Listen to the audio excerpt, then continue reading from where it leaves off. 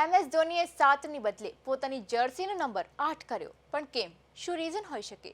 વેલ, માહીએ video post કરીને મહત્વપૂર્ણ જાણકારી આપી છે. MS ધોનીએ પોતાનો જર્સી નંબર બદલ્યો છે.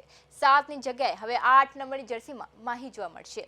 આ વિડીયો MS ધોનીએ પોતાના ફેસબુક પર શેર કર્યો છે. આ વિડીયો શેર કરતા MS ધોનીએ લખ્યું કે some numbers stay with you. 7 has always been one of them, but today I am switching to it. You will know why soon.